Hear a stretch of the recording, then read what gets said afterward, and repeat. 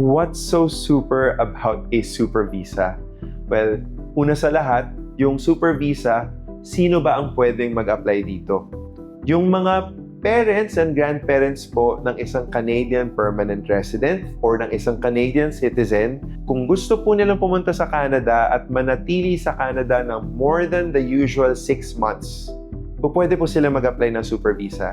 Napakalaking advantage po nito dahil normally, kapag pumasok kayo as visitor in Canada, you're only authorized to stay for 6 months. Kailangan nyo pong lumabas at pumasok ulit or mag-a-apply po kayo ng extension hanggang sa mapaso ulit yung authorization ninyo to stay.